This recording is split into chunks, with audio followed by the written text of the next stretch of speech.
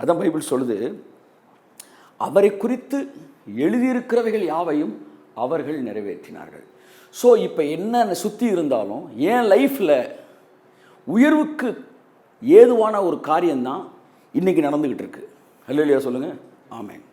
இன்றைக்கி எதிர்மறையான சூழ்நிலை, எல்லாருக்கும் எதிர்மறை. ஆனால் எனக்கு மட்டும் இதில் என்னன்னு தெரியல, ஆனால் நேர்மறையானது ஏதோ ஒன்று நடந்துக்கிட்டு இருக்குது. இன்றைக்கி தெரியாது, நாளைக்கு உங்களுக்கு தெரியும். சார் இந்த டைம் தான் சார் கர்த்தர் உங்களுக்கு ஒரு பெரிய காரியத்தை செஞ்சுருக்கிறாரு அப்படின்னு நீங்கள் சொல்லுவீங்க. அப்போ இது தேவன் கொடுத்ததா? இது தேவன் கொடுத்ததல்ல, இது பிசாசு கொடுத்தது தான். ஆனால் இவைகளின் மத்தியிலும் தேவன் 100% தான் நினைத்தது உங்கள் வாழ்க்கையில் நிறைவேற்றுவார். அந்த ஆம்னிபொட்டன்ட் காட், அதை மட்டும் நீங்கள் மறந்துடக்கூடாது. அவர் சர்வ வல்லமையுள்ள தேவன், சர்வ வல்லமையுள்ள தேவன். ரொம்ப ஏதோ பிசாசு ஆக்டிவாக இருக்க மாதிரியும் ஏசுனார் ஓரமாக உட்காந்து குரட்டை விட்டு தூங்கிட்டு இருக்க மாதிரி நினைக்கக்கூடாது. சில பிரசங்கத்தை கேட்டால் அப்படி தான் இருக்குது. ஒரு பிரசங்கம் ஃபுல்லாக பிசாசு என்ன செய்வான்னு சொல்லியிருக்கிறாங்க, ஆனால் தேவன் என்ன செய்வார்ன்றதை கடைசி வரைக்கும் சொல்லவே இல்லை. நண்புக்கு ரொம்ப முக்கியமான விஷயம், என் வாழ்க்கையிலே எழுதப்பட்ட ஆசீர்வாத வார்த்தைகள் அப்படியே நிறைவேறும். இதுதான் வார்த்தையோடு இணைக்கப்பட்ட வாழ்க்கை.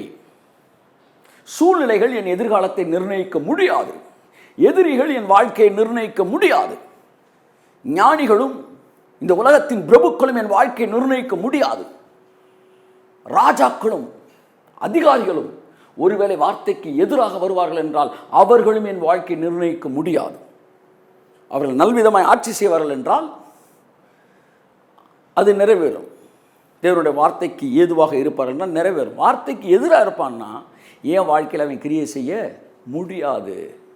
அதனால தான் பெரும் புயலும் காற்றும் பவுல் போயிட்டு இருந்த கப்பலில் வந்துச்சு. அப்போ கேட்குறாங்க, எல்லாம் பயந்து போய், ஐயா வந்து 20 நாள் ஆச்சு, 21 நாள் ஆகி போச்சு, மேலே சூரியனை பார்க்க முடியல, சந்திரனை பார்க்க முடியல, எந்த திசையில் போகிறோன்னு தெரியல, எல்லாம் செத்துருவோண்டான் முடிவில் இருக்கும்போது என்ன நடக்கும்னு கேட்குறாங்க. பவுல் எந்திரிச்சு சொல்கிறான், எனக்கு சொல்லப்பட்டபடியே நடக்கும்.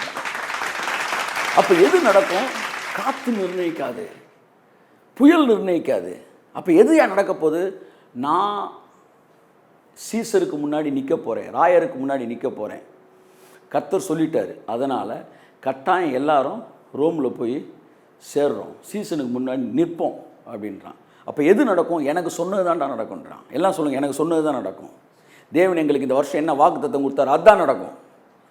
எதிரிகளும் மற்றவனும் இதை பார்த்துட்டு, என்ன நீ வாக்குத்தத்தம் சொன்ன, பரியாசம் பண்ணத்தான் செய்வாங்க. அவன் பண்ணிட்டு போகிறான். இதில் கிறிஸ்தவன் வேற சொல்லிக்குவாங்க. இவங்க எல்லாம் வந்து பரியாசக்காரர்கள், இவங்களை விட்டுருங்க. எதுங்க நடக்கும்? தேவன் சொன்னது தான் நடக்கும். ஆமேன், ஆமேன். பிசாசு வந்து தெருவாக சுற்றிக்கிட்டு பயங்கர ஆக்டிவாக இருக்க மாதிரியும், ஏசுனார் வந்து 144 இருக்க மாதிரியும். இங்கே பாருங்க, பிசாசு தெருவாக சுற்றணும். ஏன்னா அவன் ஆம்னி பிரசன்ட் கிடையாது.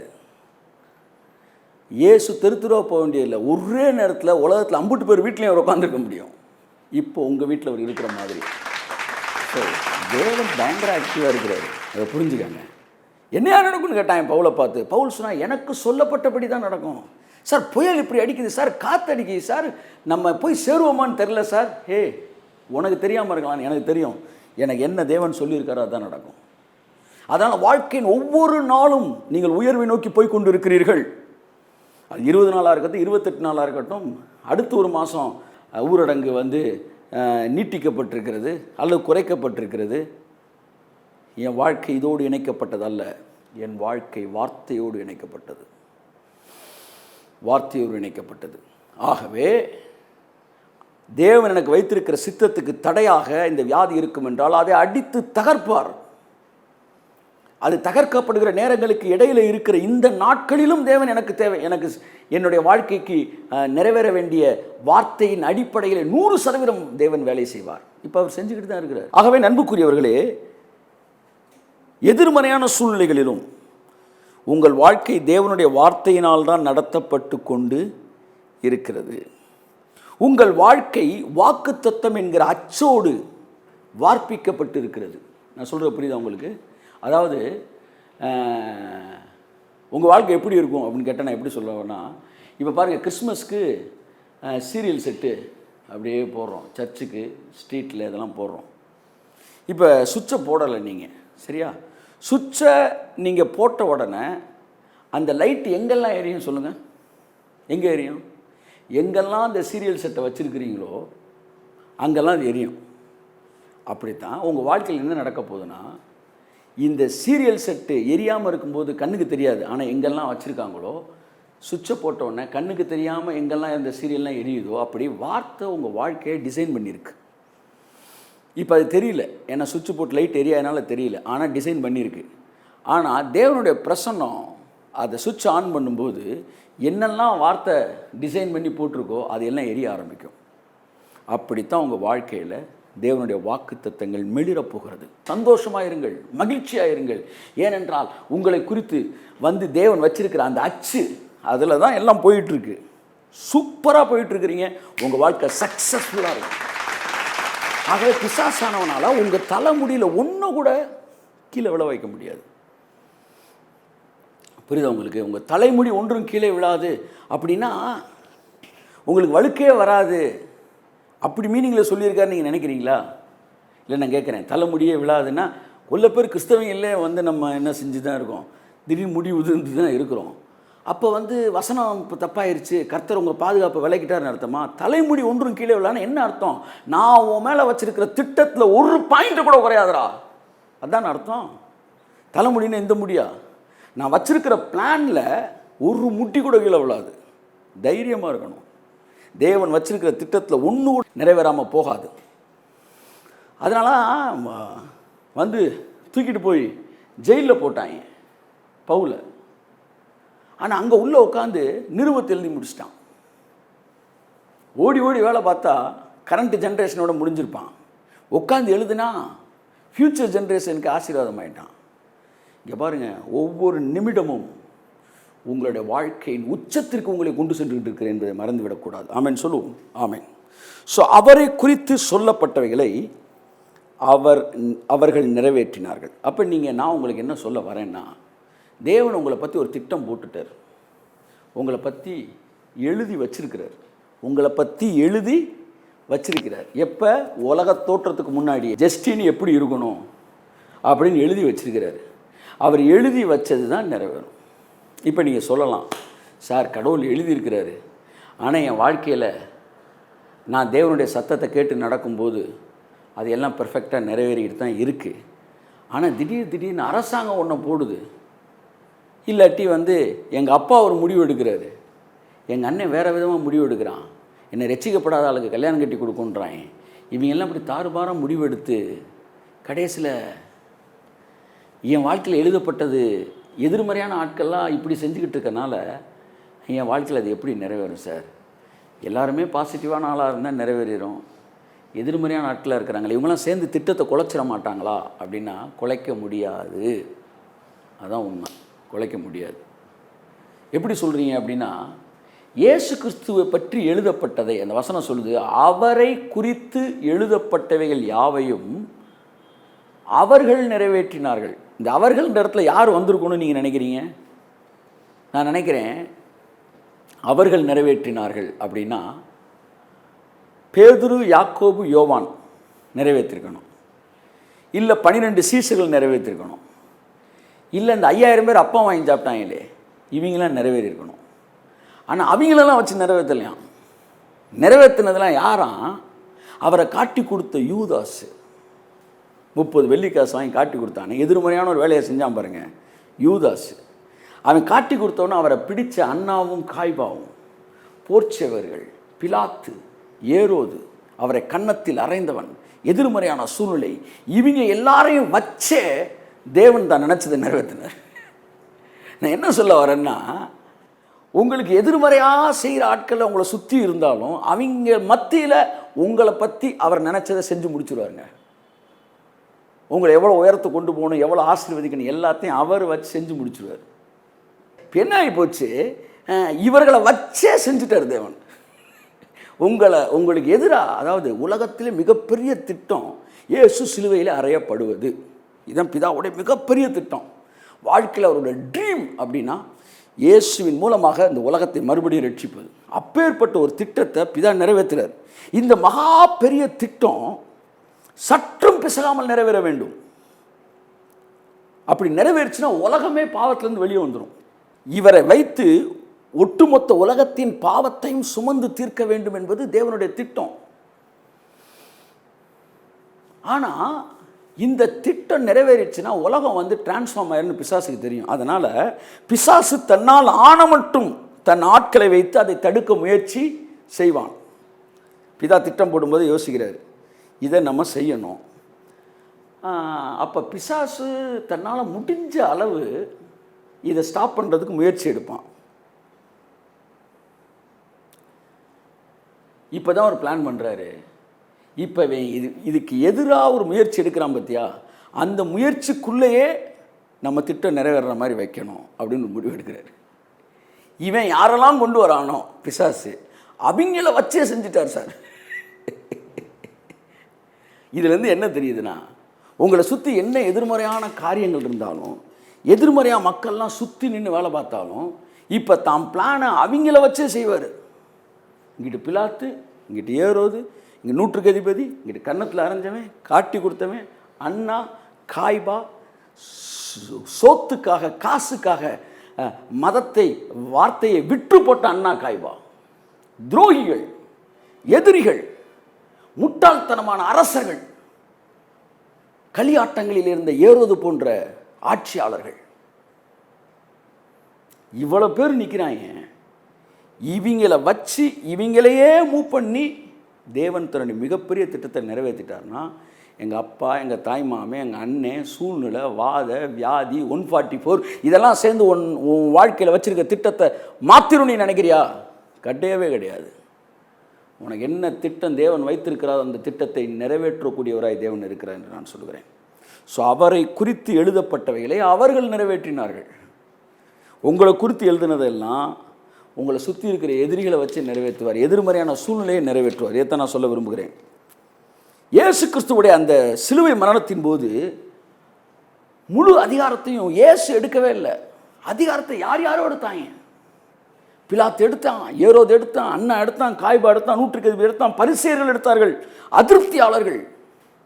அவரை பார்க்கணும்னு சொல்லி பார்க்க முடியல அப்படின்னு கோவத்தில் வந்திருப்பாங்க பாருங்க. வந்து அப்பாயின்மெண்ட் கிடைக்காதவங்க, இல்லை அப்போ எனக்கு கொஞ்சம் குறைவாக கிடச்சிச்சு, முன்னாடி இருக்கிறவங்களுக்குலாம் அப்போ நல்லா சூடாக கிடச்சிருச்சு, இப்படி ஒரு சில அதிருப்தியாளர்கள் எப்போவுமே இருப்பாங்க. ஆமாம், இவங்க வந்து வேலையை வந்து லீடர்ஷிப் பேசுகிறாங்க. இந்த அதிருப்தியாளர்கள், யூதாஸ், இவங்க எல்லாருமே அதிகாரத்தை கையில் எடுத்தாங்க. இவரை சிலுவையில் அறையும்னு சொன்னாங்க யார்? அதிருப்தியாளர்கள், கையில் காசை வாங்கிட்டு பொய் சாட்சி சொன்னவங்க. அப்போ இவங்க எல்லாருமே அதிகாரத்தை எடுத்தும், இத்தனை பேர் அவனவன் தன் தன் விருப்பத்திற்கு முடிவெடுத்தும், முடிவில் இயேசுவின் வாழ்க்கையில் பிதா 100% தன்னுடைய திட்டத்தை நிறைவேற்றி முடித்தார். உங்களை சுற்றி இருக்கிற அவன் தான் இஷ்டத்துக்கு முடிவெடுக்கலாம். ஆனாலும் ஓ வாழ்க்கையில் தேவன் திட்டமிட்டதை 100% நிறைவேற்றி முடிப்பார். அதனால சார் அவர் இப்படி முடிவெடுத்துட்டார், இவர் அப்படி முடிவெடுத்துட்டார், எப்படி வேணாலும் முடிவெடுங்கயா, இதுக்கு மத்தியில் நான் வச்சிருக்க திட்டத்தை நான் நிறைவேற்றுவேன். ஆமென். எவ்வளோ நிறைவேற்றுவாராம்? 100%. சிலுவையில் இயேசு சொன்னார், எல்லாம் முடிந்ததுன்னார். கொஞ்சம் பிலாத்து கொஞ்சம் என்ன செஞ்சிட்டாப்புல, வந்து நோட்டு மிஸ் ஆயிடுச்சு, கொஞ்சம் வந்து அவசரத்தில் பாடிட்டார், அதனால் முக்கால்வாசி நிறைவேறிச்சு, இந்த காய்பா தான் கொஞ்சம் கழட்டி விட்டான் அப்படின்னு சொல்லலை. அம்புட்டு பேர் அவன் இஷ்டத்துக்கு வேலை பார்க்குறாங்க. அவ்வளோ பேர் அவன் இஷ்டத்துக்கு வேலை பார்த்தாலும் இயேசுவை குறித்து எழுதப்பட்டது 100% நிறைவேறியது. உன் வாழ்க்கையில் அப்படி நிறைவேறும் என்று நான் சொல்லுகிறேன். காரணம், நீ தேவ குமாரர்களாக இருக்கிறீர்கள், குமாரனுடைய சந்ததியாக நீ இருக்கிற. அப்போ சொன்னார், இட் இஸ் ஃபினிஷ்டு. யார் சொல்லியிருக்க வேண்டும் இந்த வார்த்தையை? நான் அடிக்கடி சொல்லியிருக்கிறேன். சிலுவையில் அறைந்த போர்ச்சேவன் அரைஞ்சு முடிச்சுட்டு சொல்லியிருக்கணும் இட் இஸ் ஃபினிஷ்டுன்னு. இல்லை யார் சொல்லியிருக்கணும்? 30 வெள்ளிக்காசு வாங்கிட்டு யூதாஸ் போனானே அவன் சொல்லியிருக்கணும் இட் இஸ் ஃபினிஷ்டு அப்படின்னு சொல்லியிருக்கணும். அன்றைக்கி நைட் என் ஃப்ரெண்ட்ஸுக்கு பார்ட்டி வச்சுட்டு. இல்லை ஏரோது சொல்லியிருக்கணும், பிலாத்து சொல்லியிருக்கணும், என்ன சார் செஞ்ச கேஸு, இட் இஸ் ஃபினிஷ்டு. இவன் யாருமே சொல்லலையாம். எல்லாம் அரைஞ்சு முடிஞ்சு டயர்டாக வீட்டுக்கு போயிருக்கான். இயேசு சொல்கிறார் இட் இஸ் ஃபினிஷ்டுன்றார். அப்படின்னா என்ன? இவ்வளவு நேரம் இவங்க அம்புட்டு பேரையும் வச்சு இவர் தான் வேலை பார்த்துருக்காரு. பிசாசு வேலை பார்க்க வச்சான், அவனுக்கு பின்னாடி பிசாசே வேலை பார்க்க வைச்ச மாதிரி தேவன் வேலையை முடிச்சிட்டாரு. பயப்படக்கூடாது சார், என்ன செஞ்சிருவாங்க? அவன் அம்புட்டு செஞ்ச பிறகு நீங்கள் சொல்லணும் இட் இஸ் ஃபினிஷ்டு அப்படின்னு. அந்த வார்த்தைக்கான அர்த்தம் it is completely completed, it is perfectly perfected. இயேசு சொன்ன வார்த்தை கலாஸ். கலாஸ்னா இதுக்கு மேலே ஒரு புள்ளி கூட அதில் சேர்க்க வேண்டியதில்லை, எல்லாம் செஞ்சு முடிச்சிட்டேன். யாரை வச்சு செஞ்சார்? அதான் விஷயம். எதிர்மறையான சூழ்நிலை மத்தியில் செய்து முடித்தார். அந்த தேவன் இன்றைக்கு உன்னுடைய வாழ்க்கையில் இருக்கிறார். உன்னுடைய எதிர்மறையான சூழ்நிலை மத்தியிலே உன் வாழ்க்கையில் நேர்மறையானதை நிறைவேற்றுவதற்கு தேவன் இருக்கிறார். அதைத்தான் நான் சொல்கிறேன். ஆகவே அன்புக்குரியவர்களே, இவ்வளவு நடக்கிறனால இயேசு கிறிஸ்து அமைதியாக இருந்தார். ஏன்? நீங்கள் எதுவும் பண்ணலப்பா, எல்லாம் எனக்கு பாசிட்டிவாக தான் நடந்துக்கிட்டு இருக்கு. அப்போ நீங்களும் அவருடைய பிள்ளைகளாக இருந்தால் இந்த மாதிரி எதிர்மறையான சூழ்நிலை இருக்கும்போது என்ன செய்யணும்? அமைதியாக இருக்கணும். அமைதியாக இருக்கணும், பதறவே கூடாது. சிலுவையில் அவர் அறையும் போது, அவரை பாடுபடுத்தும் போது அவர் பதிலுக்கு வையலையாம். சிலுவையில் ஏறுற எல்லாருமே திட்டுவாயலாம், சபிப்பாயலாம், அந்த போர் சேவர்களை சபிப்பாயலாம், ஜட்ஜ்மெண்ட் கொடுத்தவனை சபிப்பாயலாம், மூணாவது தனக்கு எதிராக சாட்சி சொன்னவனை சபிப்பாயலாம். இப்படிலாம் இருக்கும்போது ஒருத்தர் மட்டும் பாடுபடும் போது அவர்கள் பதில் வையாமலும் அவர்களை பயமுறுத்தவும் இல்லையா. எப்படி? என்ன பண்ணிக்கிட்டு இருக்க தெரியுதா, காலியாக போயிட வேண்டிய தம்பிகளா, அப்படிலாம் சொல்லவே இல்லை. அவர் பாட்டுக்கு இருக்கிறார். ஏன் தெரியுமா? அவர் அனுமதி இல்லாமல் என் லைஃப்பில் 100% திட்டம் இப்போ நிறைவேறிட்டு இருக்கு. எதிர்மறையானதெல்லாம் இப்போ நான் வாங்கிட்டு இருக்கிறேன். ஏன்னா என் பிள்ளைகளுடைய வாழ்க்கையில் 100% நேர்மறையானது மட்டும்தான் நடக்க போகுது. அதுக்காக தன்னுடைய வெற்றிப்பின் அதிபதி உபத்திரவங்களிலே பூரணப்படுத்தி கொண்டு இருக்கிறார். ஸோ எதிர்மறையான சூழ்நிலை மத்தியில் நீங்கள் ஒரு நேர்மறையான எதிர்பார்ப்போடு பொறுமையோடு அமர்ந்திருப்பது தான் உங்கள் வாழ்க்கையிலே பூரண பலனை கொண்டு வரும். அதான் நான் உங்கள்கிட்ட பேச விரும்புகிறேன். ஸோ கண்டுபிடிச்சிட்டீங்க. நீங்கள் என்ன கண்டுபிடிச்சிட்டீங்க? என் வாழ்க்கையில் எதிர்மறையான சூழ்நிலைகள் மத்தியிலும் நேர்மறையான காரியங்களை கர்த்தராகிய இயேசு கிறிஸ்து செய்து கொண்டு இருக்கிறார். என் வாழ்க்கையில் பிதா வைத்திருக்கிற திட்டத்தில் ஒரு தலைமுடி கூட கீழே விழாது என்கிற அசைக்க முடியாத விசுவாசத்தில் இயேசு இருந்தபடியினால் அவர் பதறாமல் இருந்தார். நீங்கள் நம்புறீங்களா?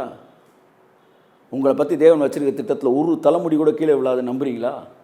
இல்லை, நான் கேட்குறேன், ஒரு தலைமுடி கூட கீழே விழாது நீங்கள் நம்புறீங்களா? அப்படி நீங்கள் நம்புறீங்கன்னா நீங்கள் பதறாமல் இருங்க. அப்போ விசுவாசம் எங்கே இருக்கோ அங்கே பதட்டம் வராது. சில செய்கிற பார்த்தா அவங்க கூட சேர்ந்தோம்னா நம்மளையும் பதற வச்சுருவாங்க. இவங்களுக்கு பேரே மிஸ்டர் பரபரப்பு. பைபிள் எடுத்தாலே அம்பட்டு பேரும் பரபரப்பு. அதோ இந்தா அந்திகிறிஸ்து வந்துட்டான், இந்தா பீஸ்ட் வந்துருச்சு, அந்தா இது வந்துருச்சு. இப்போ என்னென்னா, இயேசு கிறிஸ்துவோடைய வாழ்க்கையில் பிதாவாகிய தேவன் பிளான் பண்ணதை அவர் கும்முன்னு செஞ்சு முடிச்சிட்டார் எதிர்மறையான சூழ்நிலை மத்தியில். அப்போ அந்த மாதிரி சூழ்நிலையில் நீங்கள் என்ன செய்யணும்னா, இயேசு எப்படி அமைதியாக இருந்தாரோ அப்படி நீங்கள் அமைதியாக இருக்கணும். அந்த அமைதி பொறுமை அப்படின்னு பைபிள் சொல்லுது. அவருக்கு என்ன இருந்துச்சான்? பொறுமை இருந்துச்சான். அந்த பொறுமைக்கு இன்னொரு வார்த்தை இருக்குது தெரியுமா? அது என்னன்னா, தேவன் மீது வைக்கிற நம்பிக்கை. பொறுமைக்கு இன்னொரு பேர் என்ன தெரியுமா? அவர் ரொம்ப பொறுமையாக இருந்தார்னா அவர் மிகுந்த நம்பிக்கையோடு இருக்காருன்னு அர்த்தம். தேவன் மீது நீங்கள் நம்பிக்கை வைத்தவர்களாக இருப்பீர்கள் என்றால் நீங்கள் பொறுமையாகவே இருப்பீங்க. அதான் சொல்கிறேனே, அதிகாரிகள் இடத்துல நீங்கள் பொறுமையாக இருந்தால் அதுக்கு பேர் மரியாதை. வீட்டில் பொறுமையாக இருந்தால் அதுக்கு பேர் லவ். எதிரிகள்கிட்ட பொறுமையாக இருந்தால் அதுக்கு பேர் தன்னம்பிக்கை. தேவன்கிட்ட பொறுமையாக இருந்தீங்கன்னா அதுக்கு பேர் விசுவாசம். உங்களுக்கு விசுவாசம் இருந்தால் நீங்கள் பொறுமையாக இருப்பீர்கள். தேவன் சொன்ன வார்த்தையை நிறைவேற்றுவார் என்று. அப்படி பொறுமையாக இருக்கிறவர்களுக்கு அவர்களை குறித்து எழுதப்பட்டது பூரணமாய் நிறைவேறும் என்று வேதம் சொல்கிறது. யாக்கோபு 1:4 நான் உங்களுக்காக வாசிக்க விரும்புகிறேன். நீங்கள் ஒன்றிலும் குறைவுள்ளவர்களாய் இராமல் பூரணராயும் நிறைவுள்ளவர்களாயும் இருக்கும்படி பொறுமையானது பூரண கிரியை செய்வதாக. நான் சொல்கிற புரியுதா உங்களுக்கு? நீங்கள் ஒன்றிலும் குறைவில்லாதவர்களாய் பாருங்கள். சில கிறிஸ்தவர்கள் அதெல்லாம் நல்லா இருக்குது, இந்த ஒரு விஷயத்தில் தான் சார் அவர் குறைவு அப்படின்வாங்க. இதெல்லாம் நல்லா இருக்குது, இது மட்டும் குறைவு. ஆனால் யாக்கோபு சொல்கிறாரு, நீ எதுலேயுமே குறைவு இல்லாமல் இருக்கும்படிக்கு எல்லா ஏரியாவும் அவனுக்கு பர்ஃபெக்டாக இருக்கியா அப்படின்னு சொல்கிற மாதிரி ஒன்றிலும் குறைவில்லாதவர்களாய் நிறைவுள்ளவர்களாக. அதுக்கு பேர் தான் இந்த complete man. perfectly perfected, perfectly perfected, completely completed. ஒன்றிலும் குறைவில்லாமல் நிறைவுள்ளவர்களாக இருப்பது. இதுக்கு பேர் தான் பூரண ஆசீர்வாதம். அப்படி இருப்பதற்கு, அந்த நிறைவுள்ளவர்களாக இருப்பதற்கு பொறுமையானது உங்களிடத்தில் பூரண கிரியை செய்வதாக. பொறுமை என்றால் என்ன? தேவன் மேலே வைக்கிற நம்பிக்கை. என்ன நம்பிக்கை? என் லைஃப்பில் என்னை பற்றி எழுதுனதான் என் நிறைவேறும், அதை தாண்டி ஒன்றும் நிறைவேறாது. தைரியமாக இருங்க. பிஸ்னஸ்மேன் தைரியமாக இருங்க. வேலை பார்க்குறவங்க தைரியமாக இருங்க. நீ இயேசு சொந்த ரட்சகரை ஏற்றுக்கொண்டீங்களே, அன்னைக்கே உங்களுடைய முழு எதிர்காலத்தை அவர் பொறுப்படுத்திக்கிட்டார். அதனால் நான் என்ன சொல்ல விரும்புகிறேன்னா, தேவன் என்னை குறித்து எழுதி வைத்திருக்கிறதை நிறைவேற்றி முடிப்பார். எபிரேயர் 10:36 வாசிக்கிறேன். எபிரேயர் 10:36. நீங்கள் தேவனுடைய சித்தத்தின்படி செய்து வாக்குத்தத்தம் பண்ணப்பட்டதை பெறும்படிக்கு பொறுமை உங்களுக்கு வேண்டியதாய் இருக்கிறது. பார்த்தீங்களா? பொறுமை உங்களுக்கு வேண்டியதாக இருக்கிறது. உங்களுக்கு என்னெல்லாம் ப்ராமிஸ் பண்ணிட்டாரோ அதெல்லாம் நடக்கும் சார். நீங்கள் என்ன நினச்சிடக்கூடாது, நல்லா எல்லாம் செட் ஆகிட்டு இருக்கிற நேரம் திடீர்னு 144 போட்டாங்க சார், செட் ஆகிட்டு இருக்கிற நேரம் வாதம் வந்துருச்சு சார், எல்லாம் செட் ஆகிட்டு இருக்கிற நேரம், அப்போலாம் பயப்படக்கூடாது. உங்களை நிறைவேற்றுறதுல வாதையவே ஒரு பாதையாக வச்சுருவார் தேவன். ஆமாம், நீங்கள் மட்டும் பேதையாக இல்லாமல் இருங்க, வாதையும் ஒரு பாதையாயிரும். நல்ல வேலைடா அந்த டைமில் தான்டா. ஆமாம், எல்லா சூழ்நிலையிலும் உங்கள் கண்ணுக்கு தெரியலாம், கண்ணுக்கு தெரியாமல் இருக்கலாம், ஆனால் உங்களுக்கான 100% வேலையை தேவன் செஞ்சுக்கிட்டு இருக்கிறாரு. அதனால் பொறுமையாக இருங்க. ஆக வாக்குத்தத்தம் பண்ணப்பட்டதை பெற்றுக்கொள்ளும்படி பொறுமை உங்களுக்கு அவசியமாய் இருக்கிறது. 2 தெசலோனிக்கேயர் 3:15 சொல்லுது, கிறிஸ்துவின் பொறுமையை குறித்து நீங்கள் கேள்விப்பட்டிருக்கிறீர்கள். அப்போ இயேசு பொறுமையாக இருந்தார்ன்றதை வேறு மாதிரி சொல்லலாம். இயேசு விசுவாசத்தோடு இருந்தார். என்ன விசுவாசம்னா, என்னை பற்றி எழுதப்பட்டது மட்டும்தான் என் நிறைவேறும். நீங்கள் விசுவாசத்தோடு இருக்கிறீங்களா நான் கேட்குறேன். அப்புறம் பதறீங்க. சிலர் பதறுவாங்க. ஆகும் நியாய தீர்ப்பு செலுத்துங்க. பொறுமை, அதாவது பதட்டமே இல்லாமல் இருங்க. எல்லாத்தையும் தேவன் கண்ட்ரோலில் வச்சுருக்கிறார். ஆமேன், ஆமேன். ஒரு ஜட்ஜி என்னைக்காச்சும் ஜட்ஜ்மெண்ட் கொடுக்குறதுக்கு வந்து பதறி இருக்கிறாரா? சொல்லுங்கள்.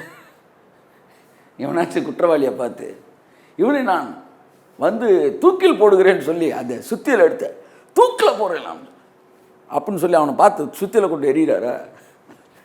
அவர் அமைதியாக சொல்லிட்டு போகிறார், அவனை தூக்கில் போடுறான்ப்பா. சிரிச்சிட்டு அவரும் ஒரு நீட்டாக என்ன செஞ்சுறாரு, ஃபில்டர் காப்பி குடித்துண்டே போயிடுறாரு அவர். ஏன்? நான் சவுண்டை கொடுத்தவங்கள இல்லை நடந்துருமையா. அதான் வேர்டு பவர். தைரியமாக இருங்க, தைரியமாக இருங்க. அவரை குறித்து எழுதப்பட்டவைகள் யாவையும் அவர்கள் நிறைவேற்றினார்கள். சரி சார், அப்போ நடப்பதெல்லாம் நன்மைக்குன்றீங்க, எல்லாமே நல்லதுக்குன்ட்டு நம்ம பாட்டுக்கு அமைதியாக இருக்கிறதா அப்படின்னு நீங்கள் கேட்டிங்கன்னா, அந்த உலகத்தானெலாம் இருக்கிறான்ல, எல்லாமே வந்து இறைவன் விட்ட வழி அப்படின்னு பீஸ்ஃபுல்லாக இருந்துடணுன்றீங்களாண்ணா? பீஸ்ஃபுல்லாக தான் இருக்கணும். ஆனால் எல்லாமே இறைவன் விட்ட வழி என்று நினைத்து இருப்பதல்ல, எல்லாவற்றிலும் இறைவன் ஒரு வழி வைத்திருக்கிறார் என்று அமைதியாக இருப்பது. 2 வித்தியாசம் தெரியுதா? ஆமாம், இந்த வாதையே கடவுள் கொடுத்ததுன்னு அமைதியாக இருப்பான் அவன். இந்த வாதை கடவுள் கொடுத்தது இல்லை, ஆனால் இவைகளின் மத்தியிலும் தேவன் 100% வேலை செய்து கொண்டு இருக்கிறார் என்று அமைதியாக இருப்பது. 2க்கும் வித்தியாசம் இருக்கா? அதாவது உங்களுக்கு புரிகிற மாதிரி சொல்கிறேன். ஒரு கப்பலை நடத்துகிறவன் பெரும் காற்றில் அடிபட்டாலும் அலைக்கழிக்கப்பட்டாலும் தான் போகும்படி யோசிக்கும் இடம் எதுவோ அந்த இடத்திற்கு சுக்கானை திருப்பிட்டு அவன் பாட்டுக்கு உட்காந்துருக்கிறான். அது அவன் சொன்ன டைரெக்ஷனில் போயிடுது. அலை அடிக்குன்னு லெஃப்ட்டில் போக மாட்டான், ரைட்டில் போக மாட்டான், பதறவும் மாட்டான். ஆனால் சுக்கானை மட்டும் நேராக திருப்பி வச்சுருப்பான். புரியுதா? ஆமாம், அவன் எந்திரிச்சு சைடில் நின்று கப்பலில் வந்து தள்ளி விட்டுக்கிட்டுலாம் இருக்க முடியாது, தள்ளி விடவும் இல்லை. நிறையா பேர் அப்படி நினச்சிக்கிட்டு இருக்கிறாங்க. இறங்கி சில வேலையில் நம்ம கையில் தான் வந்து எல்லாத்தையும் அப்படிலாம் கிடையாது. எல்லாமே உங்கள் கையில் இருந்தாலும் நீங்கள் பதறாமல் இருக்கணும், அதுதான் ரொம்ப முக்கியம். ஆமாம், நான் சொல்கிற விஷயம், கப்பல் கேப்டனு சுக்கானை திருப்பிட்டு அவர் பாட்டுக்கு இருக்கிறாரு, கப்பல் அது பாட்டுக்கு போயிட்டே இருக்குது.